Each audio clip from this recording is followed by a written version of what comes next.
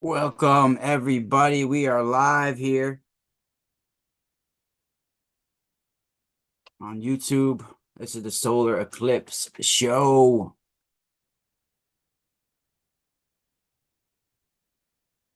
You guys can join me for Patreon members. You guys can join me on Patreon. The Zoom link is up if you guys want to be live on YouTube.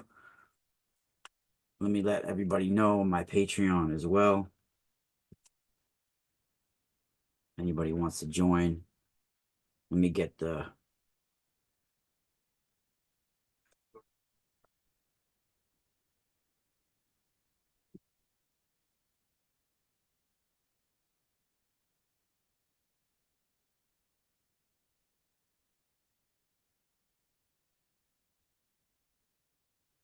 you guys can join me at patreon.com/the mystical spiral.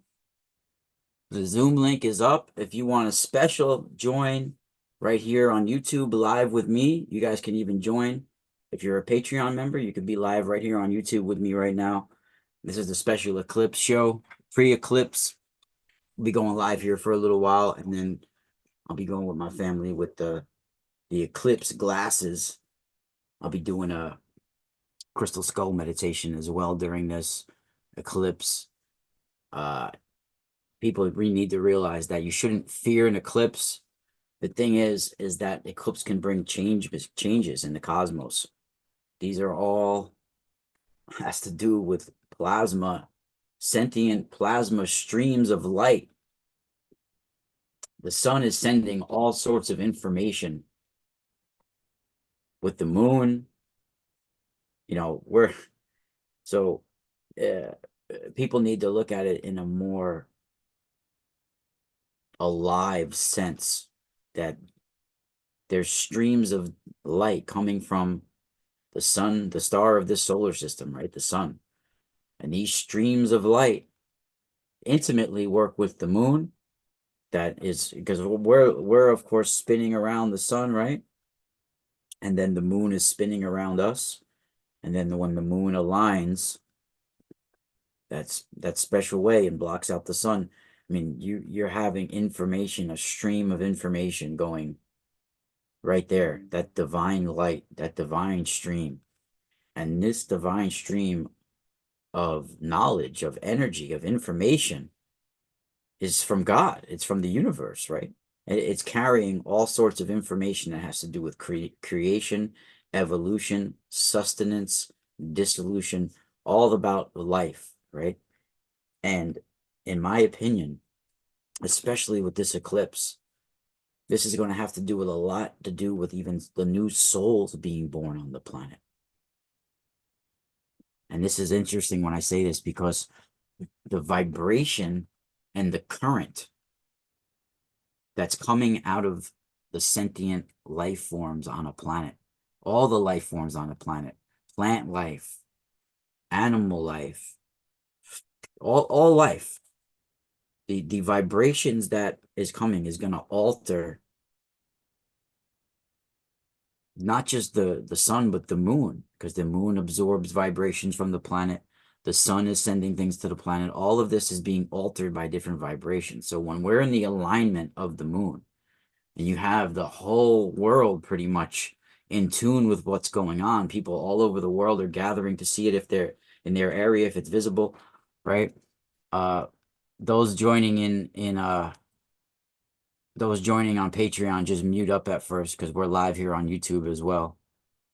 So when you join in on Patreon, just mute up right now, because we're live here on YouTube. There we are. So definitely, in my opinion, and you can go throughout lore and look for times where I do believe they're talking about eclipses and special eclipses as well during springtime, right? Like this one. This one, I think, intimately has to do with the very famous tale of Persephone and the goddess Demeter, or Demeter. And Persephone, of course, is well known in legend to be abducted in the underworld during springtime by the god Pluto. And then she returns every once a year. And then her mother Ceres or Demeter is famously looking for her with her torch, right? Like Statue of Liberty. And right before now the eclipse and the equinox, the Statue of Liberty over here had the full moon right above the torch lit up. And right after that, we had electrical storms that were hitting the lightning that was hitting the Statue of Liberty. I have all the videos of it and pictures too. So this is all symbolism and alignments that are set into place that can't be ignored. This is not coincidences, right? This eclipse has been planned for, and the alignments that are happening during this eclipse have been planned for a very long time. I was doing meditations last night and throughout the week, and I was getting imagery of people being held captive, possibly at various spots along the eclipse grid, at sacred ancient stone sites, maybe even like Mystery Hill and places like that. Who knows? In New Hampshire and places like that. But I do think that people are being laid out in the circle even. So there's good. That's why we have to combat this. Let me get into it before I jump ahead. We have to combat this with good harmonious energies while this eclipse is happening, because the new souls that are being born, the new solar king that's coming to the planet, right? The sun sends new born solar kings to us, right? New life, new, information that changes humanity, upgrades humanity. And there's always a war over this as well. And we're going through these energies right now. I think this is the time where a Christ-like energy is going to reemerge, right? And in fact, during the eclipse, the vibration that's coming from the planet, if it's a lot of ego-filled energy and this like that, that's going to have a lot to do with what's going to transpire and what's going to be born into the world afterwards, right? There's no doubt in my mind about that. But so there are various dark energies out there that have to do with corporations, money, all these ancient bloodlines that we're talking about that have to do with power and ego and materialism. There's no doubt special rituals being done at this time of year during this eclipse, during that grid that comes in that A-like pattern, right? I got a vision of someone literally laying in a ritual circle with that A-like pattern written in the circle, and someone laid out like a human being laid out with their arms out in that pattern over that pattern. And I don't think that I'm just imagining this, because there's no doubt some things like that going on out there. So people need to realize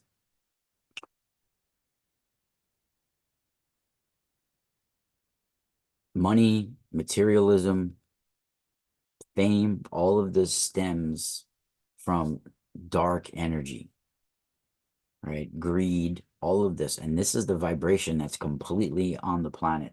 Most people are only about chasing the dollar. They're only about, you know, greed and materialism. And that's going to be the downfall of who we are. And there's a famous tale of Persephone, right? So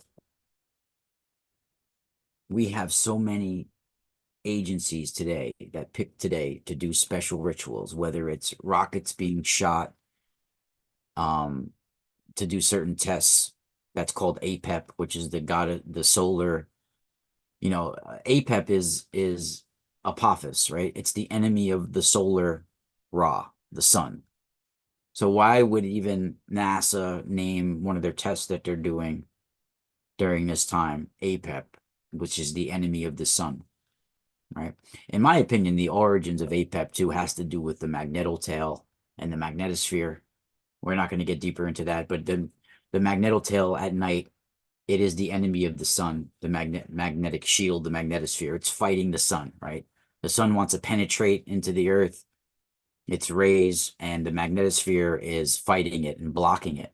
But then at nighttime, the magnetotail stretches out like a serpent laying down, and some of it swallows the electrons and the information and the plasma coming in from the sun, and it gets all chaotic inside the magnetotail, and it stretches out into these lobes like this long tail and even islands in there.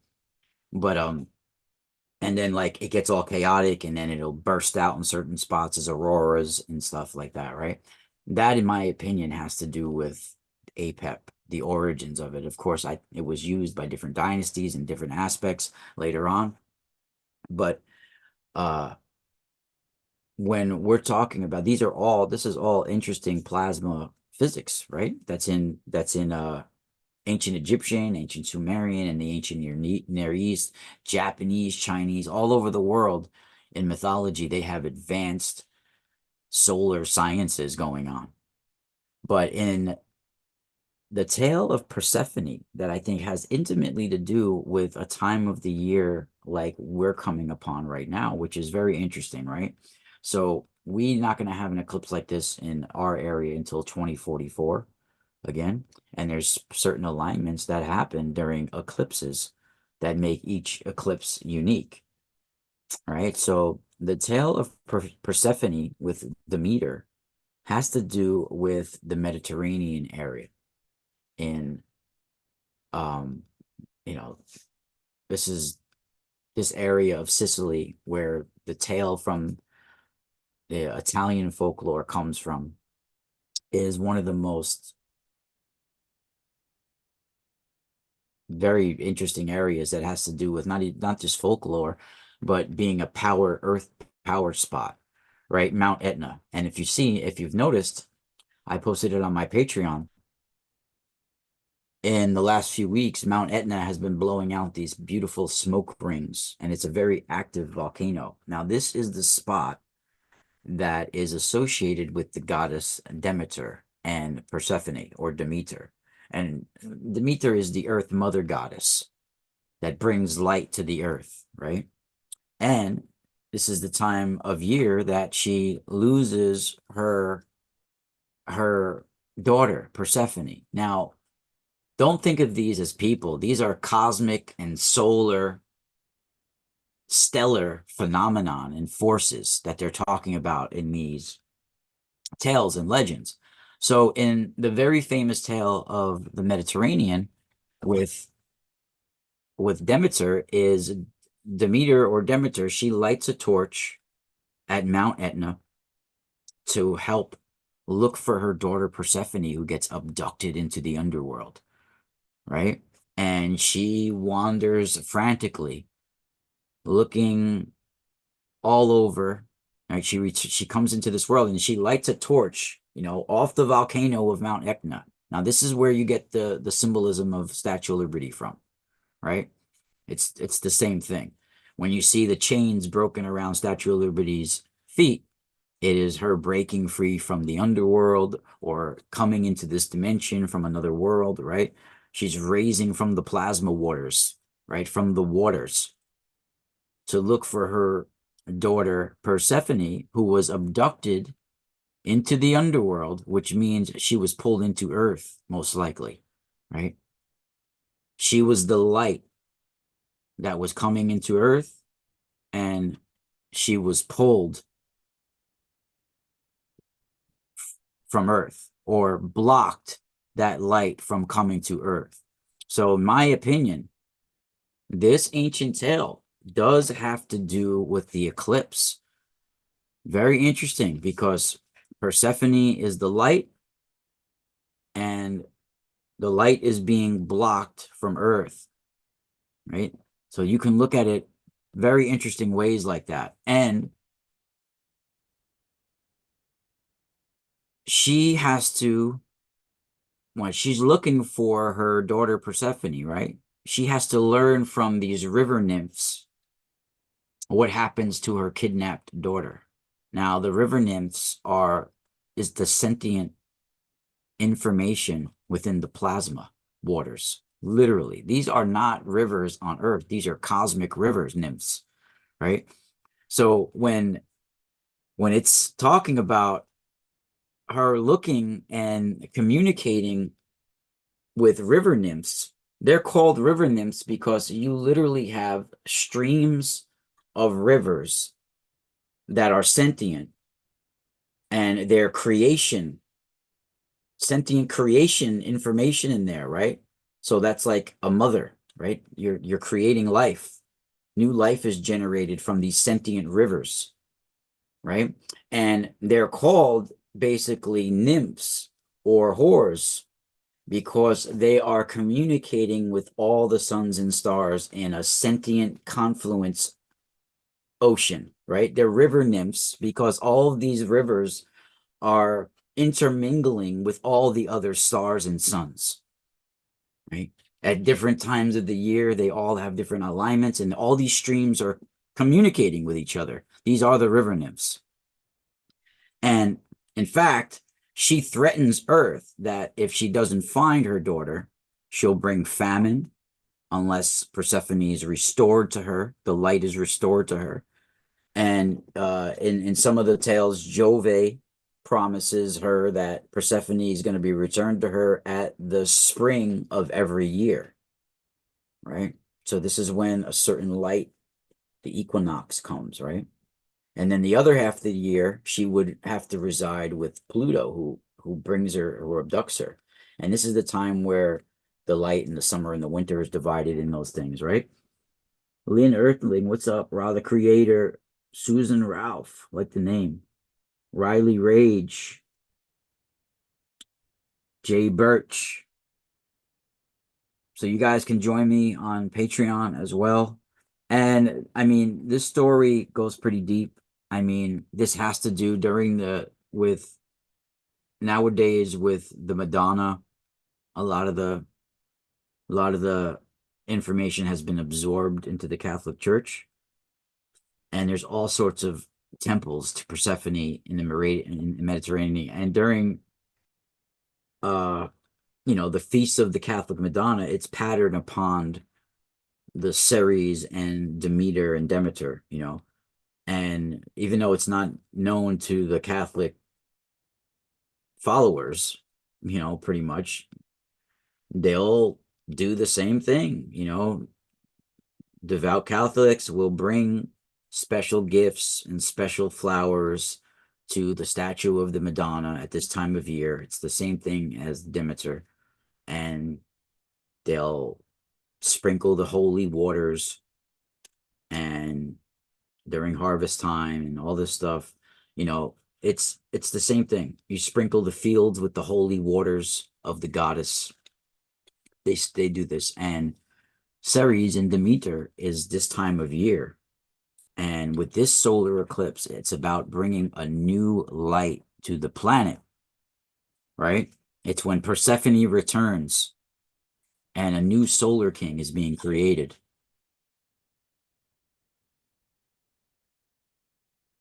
Kemet. Yes.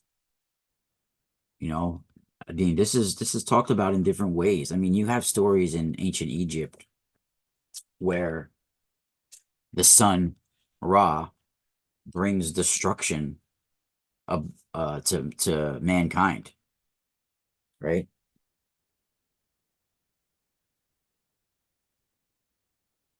Really incredible.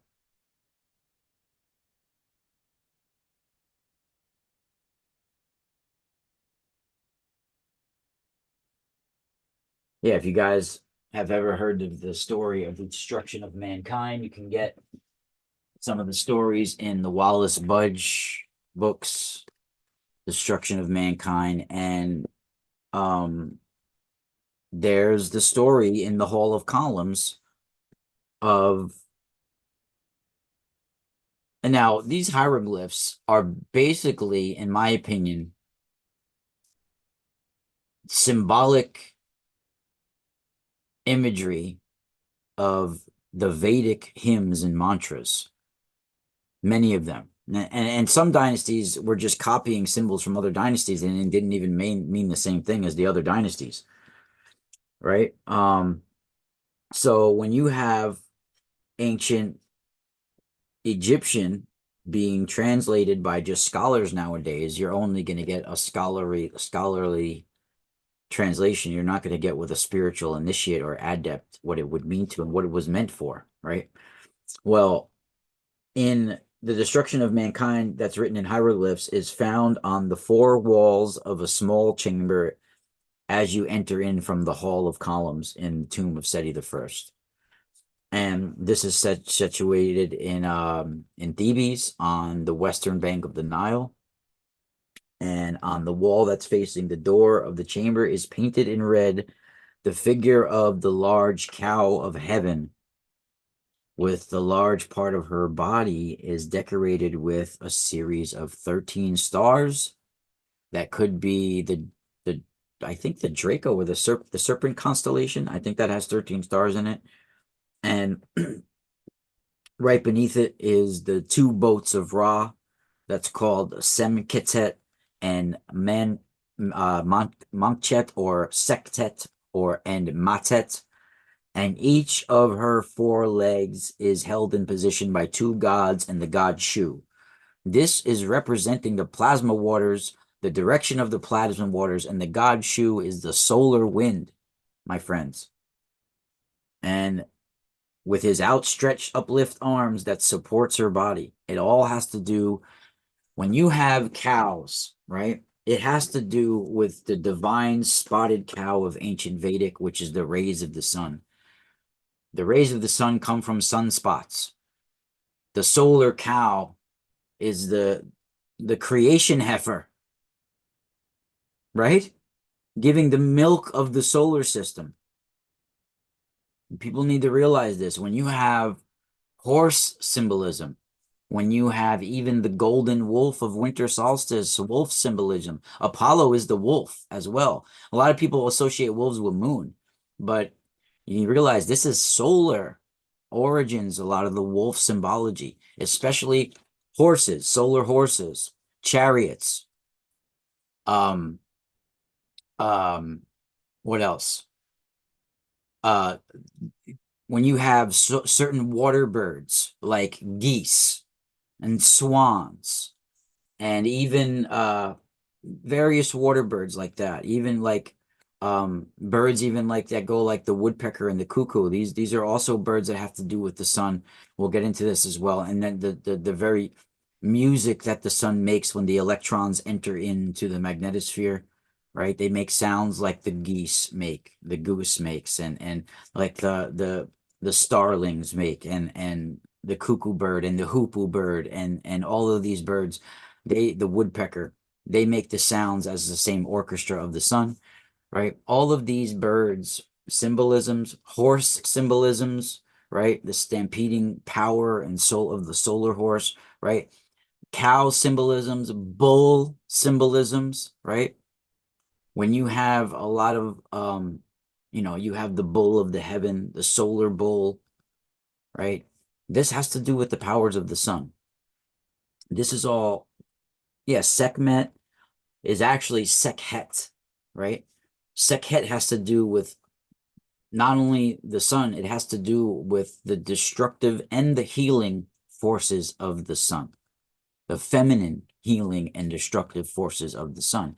And in the story of the destruction of mankind is, you see, it literally is explaining the harmony of the spheres and how all the vibrations and energies of the planet alters the sun, and ultimately how the sun will treat and reflect back its emanations upon its planets and its solar system, right? So in the story of the destruction of mankind, it's talking about how the people of Earth are starting to chatter and not respect Ra anymore, which is ultimately the sun.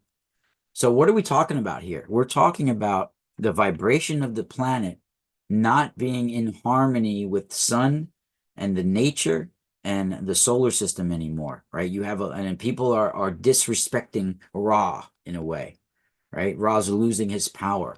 So ultimately, people are becoming greedy, right? They're misusing the knowledge and information that they're getting from the light. So it talks about Ra summons the Eye of Ra. So in the Eye of Ra, and this story of the destruction of mankind comes in the form, some people translate it as Sekhmet or Sekhet, some people translate it as Hathor, right? It comes in the form of a feminine solar weapon, which in my opinion and they call it the Eye of Ra in this, right? In my opinion, it has to do with a coronal mass ejection or some sort of solar force coming straight from the sun. And it's being mistranslated how this force ends up stopping, because this force that comes in the form of Sekhmet and Hathor in the form of the Eye of Ra is a solar storm that's coming across the planet, and it's annihilating everybody. And it's coming with such a rage that it's destroying everybody on the planet, and they can't stop it. So they are literally have to make some sort of brew that is being translated as a beer or watery pomegranate substance, but this is not on Earth. This substance is in the heavens. It's clearly translated that way in the writings. This is plasma, right? And on the night side is when she rests. So the lioness lays down. It's the magnetotail. It swallows in all the beer, the cosmic brew, and she sleeps. And this brings an end to the destruction of Ra, of the Eye of Ra. I mean, it's when the sun sets, because it literally was bringing a friggin' solar storm. And this is a very important text that was first published and translated by Professor Neville in 1874 in our modern times, and then it was republished by Brooks and Bergman and in Wallis Budge, and in French it was by Lefebvre. There was a lot of people that translated it. I have all these translations, different ways. Professor Neville did the French translation, which also was translated into English from the 1885 translation, and they have text printed in that volume of Lefebvre, the French guy, right? So this legend talks about a very primeval divine ocean, right? And they talk about this in all Egyptian.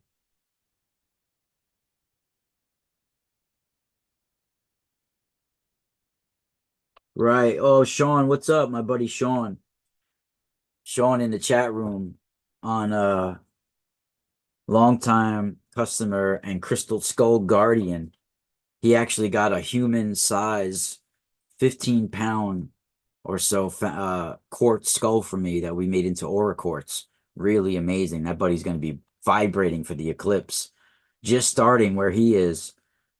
So yeah, everybody, we're going to get more into this later on. We'll go back live after the eclipse. You guys can also join me at patreon.com/the mystical spiral and spiral out. I'm going to go with my family now. We got our glasses, packing up the skulls. Spiral.